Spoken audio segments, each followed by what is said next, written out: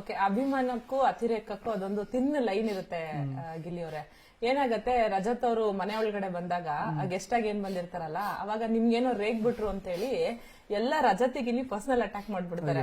ಕೊನೆಗೆ ಅವರು ಅಕೌಂಟ್ ಏನಂದ್ರೆ ಅವ್ರದ್ದು ಇನ್ಸ್ಟಾಗ್ರಾಮ್ ಕಮೆಂಟ್ಸ್ ಆಫ್ ಮಾಡ್ಬಿಟ್ಟಿರ್ತಾರೆ.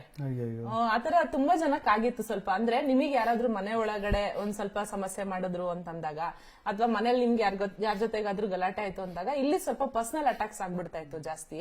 ಸೊ ನೀವು ಆತರ ಅಭಿಮಾನಿಗಳಿಗೆ ಏನ್ ಹೇಳಕ್ ಇಷ್ಟಪಡ್ತೀರಿ? ಅದೇ ಅದು ಪಾಪ ನನ್ನ ಮೇಲಿರೋ ಪ್ರೀತಿನೂ ಏನೋ ಗೊತ್ತಿಲ್ಲ, ಪರ್ಸನಲ್ ಆಗೋದು ಬೇಡ ಅಂತ ಕೇಳ್ತೀನಿ ಅಷ್ಟು ಇದಾಗೋ. ಯಾಕಂದ್ರೆ ನಮಗೂ ಫ್ಯಾಮಿಲಿ ಇರ್ತಾರೆ, ಯಾರು ನನ್ಗೇನಾರ ಅಂದಾಗ ನನ್ಗೆ ಎಷ್ಟು ಬೇಜಾರೈತೆ ಅಂತ ನನಗ್ ಮಾತ್ರ ಗೊತ್ತಿರ್ತದೆ. ಆಮೇಲೆ ರಜತ್ ಅವ್ರ ಪಾಪ ನಿಮ್ಗೆ ತುಂಬಾ ಸಪೋರ್ಟ್ ಮಾಡಿದ್ರು. ಓಕೆ, ಆಮೇಲೆ ನೀವು ಮನೆ ಒಳಗಡೆ ಒಂದಷ್ಟು ಡೈಲಾಗ್ಸ್ ಎಲ್ಲ ಹೊಡಿತಾ ಇದ್ರಲ್ಲ ಗಿಲ್ಲಿ, ಇದು ಏನದು ಈ ಮೀಟರ್ ಬೇಕು ಮೀಟರ್, ಆಮೇಲೆ ಇದು ಏನು ಜೊತೆಲಿದ್ರೆ ಜೊತೆಲಿ ಏನೋ ಮೀಟರ್ ಇದ್ರೆ ಲಡಾಯಿಸು, ಜೊತೆಲಿ ಇದ್ಕೊಂಡು ಕಟಾಯಿಸ್ಬೇಡ ಅಂತ. ಅದೇಂಗೆ ಈ ಡೈಲಾಗ್ಸ್ ಎಲ್ಲ ಹೆಂಗೆ ನೀವು ಅಂದ್ರೆ ನೀವು ಮೊದ್ಲಿಂದ ಹೇಳ್ಕೊಂಡ್ ಬರ್ತಾ ಇದ್ದಿದ್ದ, ಅಥವಾ ಮನೇಲಿ ಇನ್ನೊಂದಷ್ಟು ಸ್ಪಾಂಟೇನಿಯಸ್ ಆಗಿ ಬಂದ್ಬಿಡೋದು? ಮನೇಲಿ ಏನೋ ಉಗ್ರಲ್ಲಿ ಹೊಡೆದಾಕ್ಬಿಡ್ತೀನಿ ಅನ್ನೋದು. ಈ ಸೂರಜ್ ಅವ್ರು ತುಂಬಾ ಚೆನ್ನಾಗಿ ಅದನ್ನ ಪೋಸ್ಟ್ ಮಾಡಿದ್ದಾರೆ ನಿಮಗೆ ವಿಶ್ ಮಾಡಿ. ಸೊ ಇದು ಹೆಂಗೆ ನಿಮ್ಗೆಲ್ಲ ಸ್ಪಾಂಟೇನಿಯಸ್ ಆಗಿ ಬರ್ತಾ ಇದ್ದಿದ್ದ, ಅಥವಾ ನೀವೇನೋ ಬರ್ದಿಟ್ಕೊಂತ ಇದ್ರಲ್ಲ ಏನಾದ್ರು ನೆನಪಾಗಿದ್ದು ಹೆಂಗೆ ಅಂತ? ಮೇಡಮ್ ನಿಮ್ಗೆ ಇನ್ನೊಂದು ಗೊತ್ತಿಲ್ಲ, ಅಲ್ಲಿ ಪೇಪರ್ ಪೆನ್ ಕೊಡಲ್ಲ. ಓಕೆ ಓಕೆ, ಪೇಪರ್ ಪೆನ್ ಕೊಟ್ರುನು ಈಗ ಏನಾದ್ರು ಈಗ ಒಂದ್ ರ್ಯಾಪ್ ಸಾಂಗ್ ಬರೀಬೇಕು ಅಂತ ಹೇಳಿರ್ತಾರೆ, ಆ ರ್ಯಾಪ್ ಸಾಂಗ್ ಒಂದ್ ಸಾಂಗ್ ಬರೀಬೇಕು ಅಂತ ಕೊಟ್ಟಿರ್ತಾರೆ.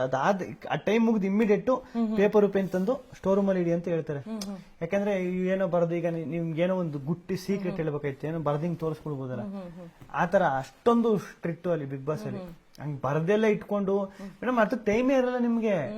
ನೀವು ಬರೀಕೆ ಯೋಚನೆ ಮಾಡೋಕೆ ಆ ಟೈಮ್ ಮಲಿಕಬೇಕಾದ್ರೆ ಯೋಚನೆ ಮಾಡ್ಬೋದು ಅಷ್ಟೇ, ಏನಾಯ್ತದ ಏನು ಅಂತ. ನಿಮ್ಗೆ ಅದನ್ನ ಕೂತ್ಕೊಂಡು ಇವ್ರು ಕಾಲು ಎಳಿಬೇಕು, ಇವ್ರು ಇದ್ ಮಾಡ್ಬೇಕು, ನಿಮ್ಗೆ ಹಂಗ ಹೋಗುದೇ ಇಲ್ವಲ್ಲ.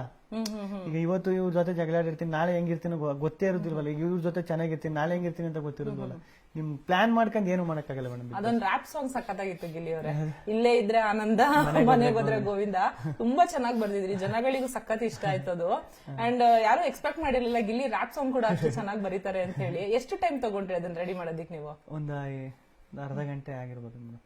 ಅಂದ್ರೆ ಇಲ್ಲೇ ಇದ್ರೆ ಆನಂದ, ಮನೆಗೆ ಹೋದ್ರೆ ಗೋವಿಂದ. ಆನಂದ ಗೋವಿಂದ ಅನ್ನೋದು ನನ್ಗೆ ಮುಂಚೆನೆ ಇತ್ತು ತಲೆಲಿ. ಈ DKD ಸೆಟ್ ಅಲ್ಲಿ ಹೇಳಿದೆ, ಫಿನಾಲೆ ಆನಂದ ಗೋವಿಂದ ಅಂತ ಏನು ಹೇಳಿದೆ, ಅದು ಇಲ್ಲಿ ಕನೆಕ್ಟ್ ಮಾಡ್ಕೊಂಡೆ ಅಷ್ಟೇ.